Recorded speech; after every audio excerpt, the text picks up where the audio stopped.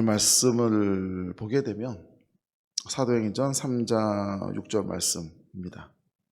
이 구절은 사실 너무 잘 알고 계신 말씀이죠. 오늘 이 말씀을 보게 되면은 많은 사람들이 주목하고 있는 것은 기적이라고 하는 사건을 주목을 합니다. 사실 6절 말씀을 보게 되면 일어나 걸으라 하고 이야기했던 베드로의 이야기를 듣고 그 다음에 이어지는 내용들은 우리가 너무나 익숙한 말씀이죠. 신약 성경을 보게 되면 익숙해 있다라는 표현이 참 모호합니다만 예수님의 사복음서에서 가장 익숙한 이야기는 뭘까요? 기적의 사건입니다. 사실 이 세상에 살아가면서 단 한 번도 만나기 어려운 게 기적인데 신약 성경에서는 굉장히 흔하게 등장하는 사건이고 주제이죠. 그런 소재들이 나타납니다. 오늘도 말씀을 보게 되면 우리가 주목하게 되는 것은 어떤 이야기냐면 바로 기적의 사건을 주목을 하게 됩니다.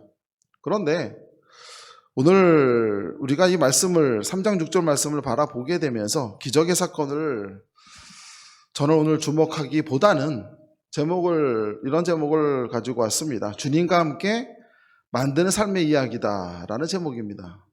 도대체 어떻게 연결이 될까라는 의문증부터 드실 것 같은데 오늘 말씀을 보면 두 사람이 등장을 하죠. 요한과 베드로가 아니라 베드로와 그 눈앞에 있는 한 남자입니다. 그 사람은 성경 속에 이름조차 거론하지 않은 사람입니다. 이 거론하지 않았던 한 사람, 그리고 앞으로 이 사람이 어떻게 살아갔는지 성경에서는 말한 바가 없습니다. 그 사람이 어떻게 되었고 어떻게 되었더라 라고 말하지 않죠. 성경은 참 재미난 게 신약성경 말씀을 보게 되면 예수님과 어떠한 한 사람이 만남을 갖게 되고 그 사람이 어떻게 되었는지에 대해서 성경은 침묵합니다. 그래서 사람들은 그걸 바라보게 되면서 어떤 생각을 하냐면 예수님이 기적을 해서 누군가가 나았구나, 새로운 인생을 맞이하게 되었구나 라고 하는 기적에 초점을 맞추게 만들죠. 그러나 어떤 면에서 바라보게 되면 성경은 또 다른 이야기를 하고 있는 게 바로 뭐냐면 여백의 이야기입니다. 모든 것을 세상의 이야기를 다 말할 수는 없지요. 많은 이야기들이 여백 속에 감춰져 있는 거죠. 오늘도 말씀을 보게 되면 한 사람을 만났는데 그 사람의 인생이 어떻게 되었는지는 알 수가 없어요. 그냥 침묵 속에 감춰져 있고 어떻게 전개되는지 알 수가 없습니다. 어떤 이가 이야기할 때 성경을 이렇게 이야기합니다. 성경은 어떤 이야기인고 하니 하나님의 말씀입니다. 너무 당연한 얘기죠.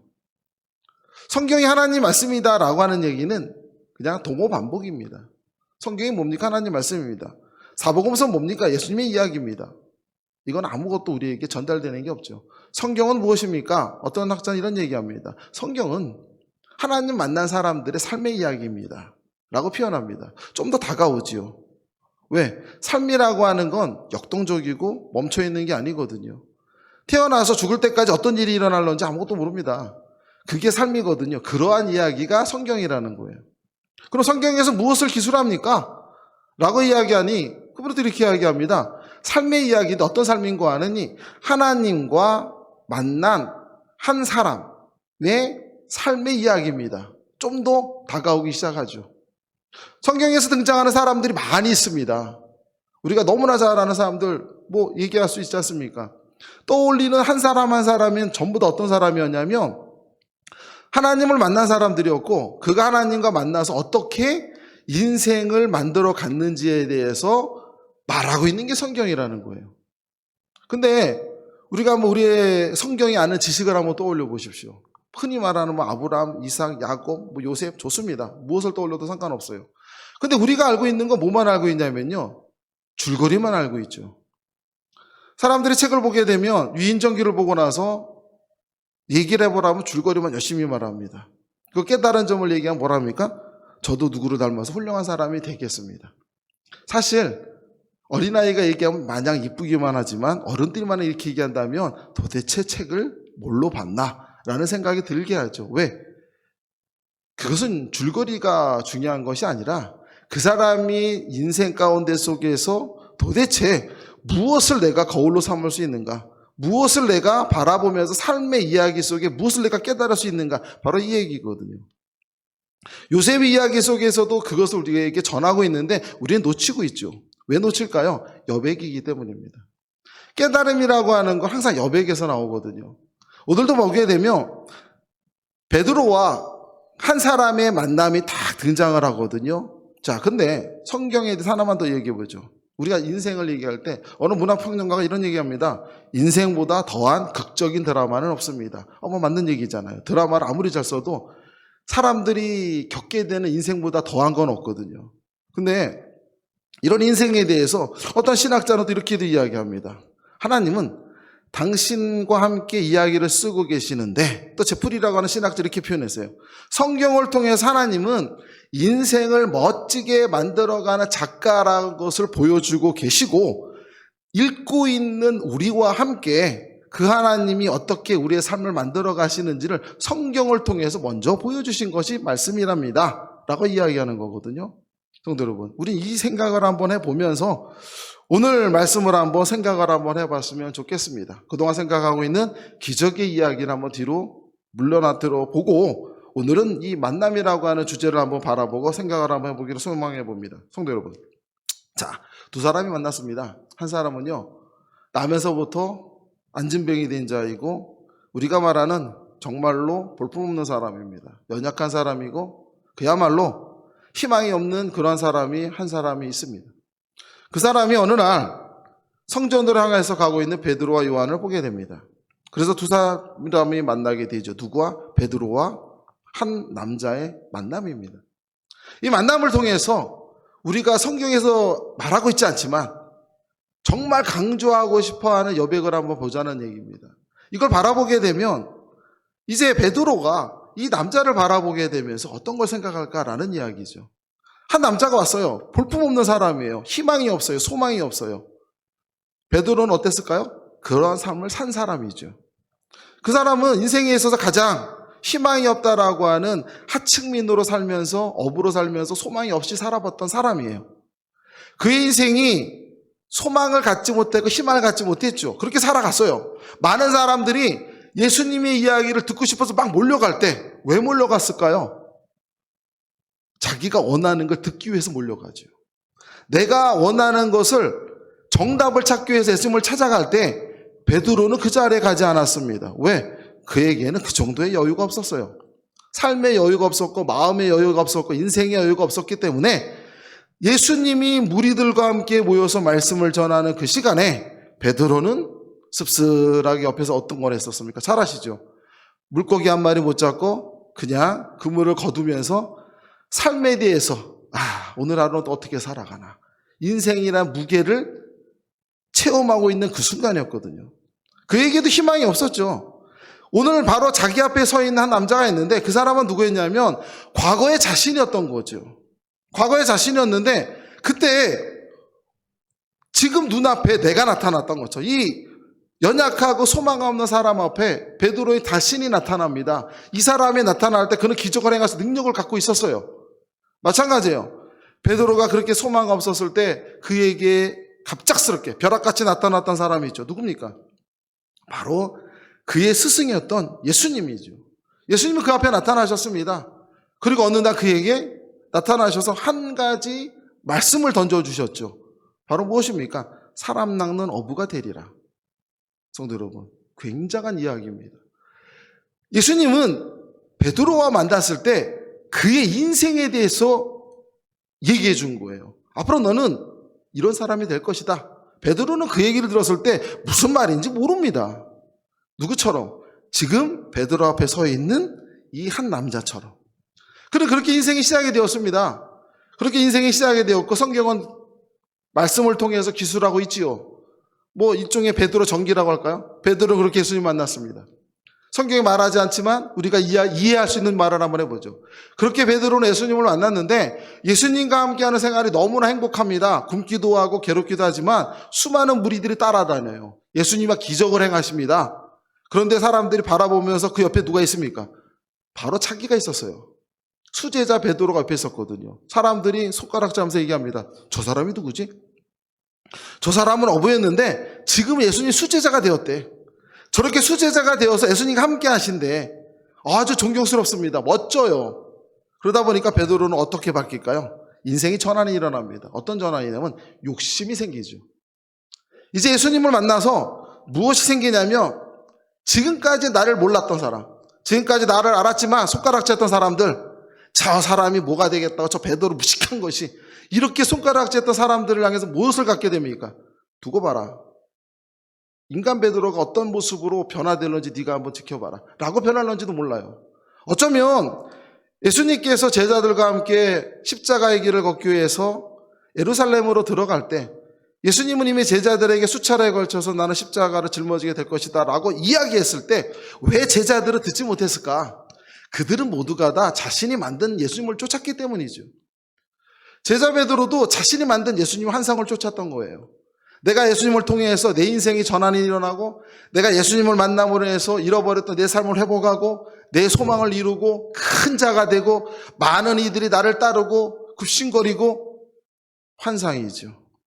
이와 같은 것들을 베드로는 그럴런지 몰랐다라는 거예요. 그렇게 꿈을 키워가는 게 베드로였죠. 그렇게 살았습니다. 베드로는 예수님과 함께 3년이나 공생애도 이렇게 살아가죠. 그리고 우리가 너무나 잘 알죠. 십자가 사건이 있었고 베드로는 절망에 빠집니다. 왜 절망에 빠졌을까요? 자신이 살아왔던 삶이 한순간에 버려진 거예요. 예수님을 따랐을 때 물론 예수님을 쫓음으로써 기쁨도 있고 평안도 있고 새로운 것을 깨달아가는 모습도 있었지만 그에게 갖고 있었던 소망은 뭐냐면 세상적인 소망, 이 세상을 통해 자신을 드러내고자 마음이 숨겨져 있었거든요. 이건 버릴 수가 없는 거죠. 근데 이 모든 것들이 날아가 버렸어요. 그럴 때 그때 누가 찾아가십니까? 주님이 그를 찾아가십니다. 그렇게 주님이 찾아가셔서 그렇게 만난 베드로가 변화가 일어나죠. 성도 여러분, 이게 바로 변화죠. 제자 베드로는 그전까지는 인간 베드로였고 자신이 꿈을 가지고 살아가는 베드로였고 자신의 꿈을 이루고 싶어서 주님을 쫓았던 베드로였어요. 그러나 그렇게 부활하신 주님을 다시 만나게 되고 자신의 인생을 돌아보게 되고 깨닫게 되고 깨우치게 되면서 우리는 이때 단어를 하나 쓰게 되죠. 바로 뭡니까? 변화라고 하는 단어죠. 이렇게 변화되어졌던 베드로가 이제 무엇이 됩니까? 사도라고 이야기하는 바로 변화된 인물이 되는 것 아닙니까? 성도 여러분, 이렇게 해서 그 다음에 이야기가 시작이 됩니다. 바로 어떤 얘기일까요? 오늘 만남이에요. 이렇게 변화되었던 베드로가 누굴 만나는 거 아니? 이 보잘것없고 병들었고 사람들이 함부로 여기고 그러한 사람을 딱 만나게 됩니다. 그러면서 그는 생각을 하죠. 과연 내가 이 사람에게 줄 수 있는 게 무엇일까? 예수님은 그에게 줬어요. 무엇을 줬냐면 욕심을 준 것이 아니라 사람 낚는 어부가 되리라라고 하고 주셨거든요. 베드로가 깨닫고 변화되었을 때 그때 깨달았죠. 내 사명은 무엇이라는 거예요. 예수님의 뒤를 이어서 정말로 많은 이들을 구원의 대열로 이끌고 그들을 하나님의 자녀로 만들고 그들로 하여금 하나님에게로 이끌게 갈 수 있는 그 자리가 자신의 자리였거든요. 그때 가서 깨달은 거예요. 그리고 나서부터 어떤 게 시작이 될까요? 바로 시작이 됩니다. 바로 무엇이? 하나님과 함께 만들어가는 베드로의 인생이에요. 얼마나 멋지게 전개가 됩니까? 이렇게 전개가 되는 과정에서 누굴 만난 겁니까? 바로 우리가 방금 이야기한 한 사람, 병자를 만나게 되죠. 이 병자를 만났을 때 이 병자는 그 베드로를 바라보게 됩니다. 뭐라고 얘기합니까? 성경 잠깐 볼까요? 3장 4절입니다. 보시죠. 뭐라고 얘기합니까? 베드로가 요한과 더불어 주목하여 이르되 자 우리를 보라 하거늘. 자 어떻게 얘기합니까? 4절에 보게 되니까 베드로와 요한이 말하기를 우리를 보라고 이야기합니다. 자 우리를 봤는데 이어서 말씀을 보죠. 5절 말씀 보니까 뭐라고 얘기합니까? 그가 그들에게서 무엇을 얻을까 하며 바라보거늘. 말씀을 한번 보세요. 굉장히 재밌게 구성이 되었습니다. 베드로와 요한이 나를 보라 했더니 이 병자가 쳐다보면서 무엇을 보합니까? 재미난 표현을 쓰고 있죠. 무엇을 얻을까 하여 보거늘. 이제 이 사람이 바라볼 때 무엇을 바라보는 거냐면 무엇을 내게 주실 수 있는가를 바라본대요. 의복을 줄런지 돈을 줄런지 아니면 뭐 금을 줄런지 알 수가 없어요. 그러나 이 환자가 이 사람이 남자가 원하는 건 바로 무엇일까요? 바로 이거예요. 금이든 은이든 옷이든 옷이든 하다못해 먹을 거든 어떤 걸 주든지 간에 자기에게 지금 당장 소용거리를 생각하죠. 왜? 지금까지 이것을 받아와서 생활했으니까. 이게 이 사람이 알고 있는 삶의 전부예요. 이 사람의 인생은 여기까지예요. 그랬을 때 베드로가 그에게 뭐라고 얘기하면 6절 말씀입니다. 이제부터 말씀 한번 볼까요? 베드로가 이르되 뭐라 얘기합니까? 은과 금은 내게 없거니와. 베드로와의 대화를 한번 보세요. 은과 금은 내게 없거니와. 베드로는 알았어요. 무엇을 알았을까요? 지금 눈앞에 있는 사람이 원하는 게 뭔지를 알아요. 그가 원하는 것은 바로 뭐냐면 그에게 소용돌이 당장 필요한 세상적인 가치, 먹을 수 있는 것, 이런 것들을 그가 원한다는 것을 알고 있어요. 누구처럼? 과거의 나처럼. 그는 그걸 알았거든요. 그런데 베드로는 또 그의 인생을 생각을 하죠. 어떤 걸 생각할까요? 그는 예수님을 만난 기적의 사건을 통해 가지고 그는 새로운 인생을 맞이했는데 어떤 인생이 돼버렸냐면 자신의 욕심을 키우는 인생을 살았어요. 자신이 바라보고 자신이 원하는 것을 이룰 수 있는 삶을 예수님이 내게 주셨다라고만 여겼거든요. 그 삶을 달려갔어요. 생각해 보세요. 이제 눈앞에 있는 한 병자가 있습니다. 이 병자가 베드로를 만나서 치유함을 받았다고 생각해 보세요. 끝일까요? 끝이 아니라는 거예요. 인생은 그렇게 끝난다는 게 아니에요. 기적의 사건은 거기서 끝나는 게 아니라 치유함을 받았던 한 환자는, 병자는 일어섬으로 인해서 삶이 바뀌어버려요. 그 전까지는 희망 없이 살고 소망 없이 살아가는 걸 당연하게 여겼는데 이제 사지 육신이 말짱해지게 되고 세상가로 나가게 되면 사람이 바라보는 시선이 바뀌어요. 불쌍하고 아이고 어쩌나 안타까운 마음에서 뭐로 바뀝니까? 배운 것도 없고 일생 동안 무식하며 세상을 모르고 세상의 물정도 아무것도 몰라요. 삶을 살아갈 수 있을까요? 삶을 살아갈 수가 없는 거예요. 그가 맞이하는 인생이라고 하는 건 또 다른 혹독함이 준비되어 있거든요. 차라리 전에는 자신이 부족하고 자신이 연약함으로 인해서 다른 사람들에게 불쌍하다라는 연민의 대상이었지만 이제는 어떻습니까? 조롱의 대상으로 바뀌어버리는 거예요. 인생이라는 건 이렇게 무섭다라는 거거든요. 베드로는 경험을 통해서 알아요. 이 사람이 앞으로 만나게 될 그 인생이 어떻게 전개될는지 베드로는 너무나도 잘 알고 있거든요. 그래서 베드로가 그 일을 향해서 이야기한 게 뭡니까? 나에게 있는 거는 은과 금이 아니야. 나는 은과 금이라는 건 없어.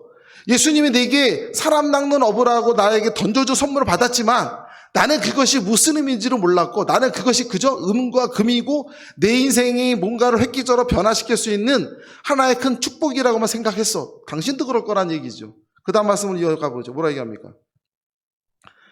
은과 금은 내게 없거니와. 그 다음 뭐라 얘기해요? 내게 있는 이것을 너에게 주노니. 뭐라 얘기합니까? 나사렛 예수 그리스도의 이름이래요. 성도 여러분. 그 앞에 있는 사람은 이게 반가울까요? 반갑지 않습니다. 왜? 나사렛 예수 그리스도가 나하고 아무런 상관이 없어요. 지금 이 눈앞에 있는 이 사람은 하루의 소용돌이 살아갈 수 있는 것, 거기다 금이 준다면 더 대단한 것이죠.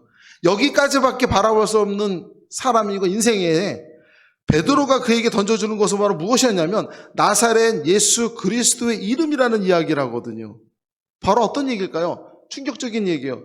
베드로도 이것을 받았지만 복인지 몰랐어요. 이것을 받았지만 예수님과 함께하는 인생, 함께한다는 것이 얼마나 큰 축복인지를 몰랐어요. 그러므로 지금 눈앞에 있는 사람도 어떻다는 걸까요? 알 수 없어요. 그 얘기도 알 수 없어요. 그 다음 말씀을 한번 이어서 보죠. 뭐라 얘기합니까? 일어나 뭐 하라고요? 걸으라 하고. 성도 여러분, 이 말씀을 한번 주목을 해봤으면 좋겠습니다. 자, 왜 그럴까요? 일어나 걸으래요. 이곳에서 어쩌면 베드로가 말하고자 하는 게 다 숨겨져 있지 않을까. 오늘날 하나님을 믿는다고 하는 우리들에게도 오늘 베드로는 이 말씀 속에서 우리에게 하고자 하는 얘기를 다 하고 있을 것 같아요. 왜 그럴까요? 먼저 생각하는 건 그겁니다. 이제 베드로를 만난 그 한 사람은 베드로를 만난 게 아니죠. 하나님의 역사하심 가운데 속에서 새로운 전환기를 맞이한 거예요. 새로운 전환기를 맞이했고 그의 인생은 분명히 기적을 통해서 치유함을 받습니다. 치유함을 받지만 그가 살아가는 삶 가운데 속에서 끊임없는 혹독함이라고 하는 삶을 견뎌가야 돼요. 그런 삶을 끊임없이 견뎌갈 때 베드로가 그에게 말하는 것은 무엇입니까? 너와 함께하는 예수 그리스도의 이름으로 너가 어떻게 된다는 거예요? 일어나게 될 것이고 그와 함께 걸어가는 인생을 살게 될 것이다 라고 하는 바로 베드로의 축복의 언어죠. 무슨 언어일까요? 그가 들었던 사람 낚는 어부가 되리라 했던 예수님의 축복의 언어를 그도 똑같이 전해주고 있는 거예요. 나머지는 누구의 모습일까요? 하나님이 그와 함께 만들어가는 인생의 이야기겠죠. 성도 여러분, 성경은 이렇게 우리에게 접근하고 있습니다. 성경을 보게 되면 오늘도 말씀 속에서 보게 되면 한 사람이 기적을 통해서 변화되어졌던 사건만 바라보고 그가 치유되어졌고 그가 뛰어다니고 성전에 가가지고 내가 이렇게 나았다 뭐 자랑하고 간증하고 그는 축복받았구나, 이것으로 끝이 아니라는 거예요. 인생은 그렇게 단순하지가 않죠. 그에게 앞으로도 다가오게 될 수많은 사건과 삶 가운데 속에서 하나님이 그와 함께 만들어 간다라는 거예요. 누구처럼? 베드로처럼. 누군가 이런 질문을 던져봅니다. 베드로의 인생과 지금 베드로 앞에 있는 이름도 모르는 한 연약하고 병자라고 말하는 그 한 사람의 인생 중에 하나님이 보시기에 누가 더 귀한 인생입니까? 라고 질문한다면 우리가 이야기할 때 베드로입니다 라고 감히 말할 수 있을까요? 둘 다 하나님의 사랑하는 자녀지 않습니까? 둘 다 소중한 거예요. 베드로에게 함께 하셨던 주님이 그의 인생을 함께 만들어가면서 그를 변화시키고 사도로서의 삶을 살게끔 하시고 나중에 그의 인생을 마감할 때까지 그와 함께 멋진 삶을 마무리할 때까지 멋진 이야기를 만드셨던 것처럼 베드로가 바라보는 것은 바로 무엇일까요? 앞으로 이 이름 모를 한 남자와 함께 만들어가게 될 그 하나님의 이야기를 그는 바라보는 것이 아니겠습니까? 성도 여러분, 만남이라는 건 이런 겁니다. 우리가 하나님을 믿는다라고 하는 건, 우리가 하나님을 믿는다라고 하는 거는 누구나 처음에는 하나님을 통해서 무엇을 바라보게 될까요? 꿈을 바라보게 되죠. 마치 요술 방망이처럼 그런 생각을 할 수 있지 않습니까? 하나님을 잘 믿고 하나님을 통해서 모든 걸 받을 수 있고, 천지를 창조하신 하나님, 나를 만드신 하나님, 얼마나 대단합니까? 그런 분은 못하시는 것이 없으십니다. 사실 이 기도 속에 숨겨져 있는 건 뭐냐면, 그런 하나님이 나에게 내가 소망하고 기도하고 간구하는 모든 것들을 이루어 주실 것이라고 하는 확신이거든요. 근데 그리스도인이 되고 믿음 생활을 하게 되면 제일 먼저 겪게 되는 경험은 뭐냐면요, 기도대로 되지 않더라예요. 아마 세상의 모든 사람들이 내가 하나님께 기도한 대로 다 이루어진다면 교회를 안 나올 사람이 없습니다. 그런데 신앙인이 되어서 제일 먼저 만나는 건 뭐냐면요, 기도하는 대로 이루어지는 것은 아니라는 거예요. 참 이율배반적입니다. 그런데 그럼 도대체 우리에게 전달하고자 하는 것이 무엇이냐라는 것이죠.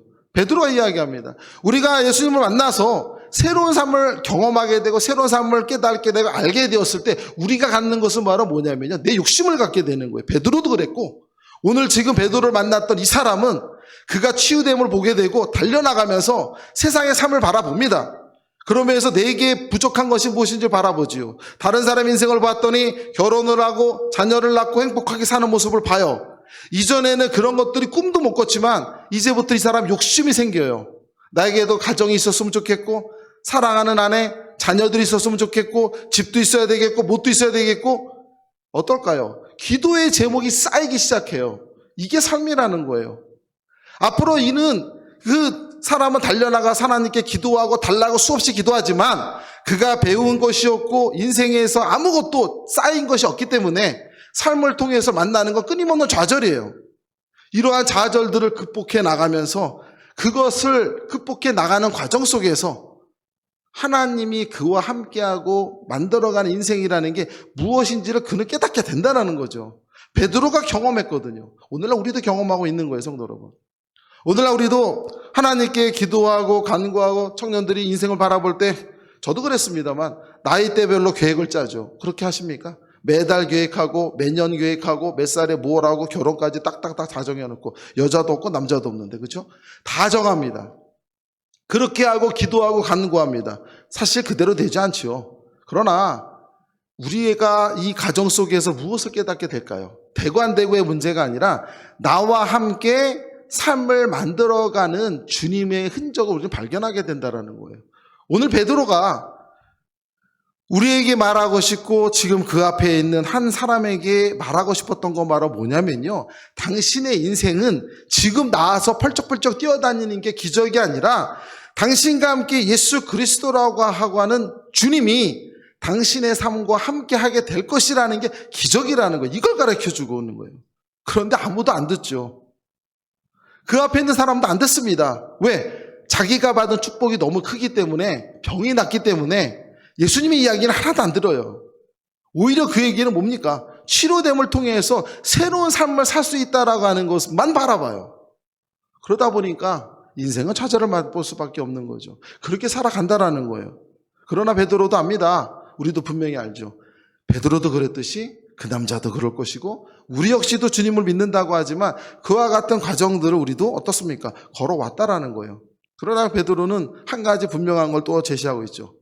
그럼에도 불구하고 당신은 일어날 것이고 주님과 함께 걸어가게 될 것입니다. 라고 하는 축복의 말씀이요, 축복의 선포입니다. 성도 여러분, 우리도 마찬가지입니다. 가장 중요하게 이야기할 수 있는 건 뭐냐면요, 하나님은 우리와 멀리 떨어져 계신 분이 아니라는 얘기입니다. 하나님은 우리를 창조하시고 우리를 만드시고 너희들이 알아서 살아라 던져두고 이런 것이 아니라 성경에서 끊임없이 우리에게 반복적으로 제시하고 말하고 있는 건 뭐냐면, 하나님은 우리와 함께 아름다운 삶의 길을 만들어 가시는데 이것을 깨닫는 자가 있고 깨닫지 못하는 자가 있어요. 그러나 깨닫지 못한다고 해서 하나님은 이 길을 멈추시는 건 아니라는 거예요. 끊임없이 사랑하기에 그와 함께 가시고 그와 함께 그 길을 만들어 가기를 원하시죠. 끊임없이 이끌어 가십니다. 그러나 시간이 지나게 되면 10년이 지나든 20년이 지나든 30년이 지나든 시간이 지나게 되면 결국에 가서는 하나님이 택했기 때문에 그 사람은 그거를 깨닫게 되겠죠. 그러나 베드로는 언제 깨달은 겁니까? 예수님 십자가상에 달려 죽으시고 그가 절망하고 있었을 때 주님께서 찾아오셔서 그를 통하여서 수많은 말씀을 하셨겠죠. 성경에 기록되어 있지 않습니다. 그러나 그 말씀 속에서 베드로는 변화가 되어지고 그의 인생을 받아들이고 내 욕심으로 살아가는 것이 아니라 하나님의 섭리와 뜻이 어떻게 펼쳐지는지를 깨닫게 되고, 그래서 그는 그 삶을 받아들였기에 그의 인생은 사람 낚는 어부의 인생을 살았던 것이죠. 성도 여러분, 우리에게도 마찬가지라는 거예요. 하나님께서는 우리 모두를 사랑하시기 때문에 우리와 함께 하시기를 원하십니다. 우리가 하나님을 볼 수 있고 볼 수 없는 길이 있는데, 하나님을 볼 수 없는 길은 끊임없이 내가 바라보는 것만 붙들게 되면 절대 하나님을 볼 수가 없습니다. 왜? 그때 하나님은 내게 있어서는 수단받게 되지 않기 때문입니다. 내가 바라보고 내가 갖기를 원하고 내가 취하기를 원하는 것이 있는데, 이때 내가 하나님께 끊임없이 간구한다면 어쩌면 그 하나님은 그 기도를 어긋나게 하실 수도 있어요. 왜? 그것이 바로 내가 너를 사랑하는 방식이기 때문이에요. 왜 예수님은 모세를 그렇게 하나님은 사랑하셨지만 가나안 땅에 그를 입성시키지 못하셨을까?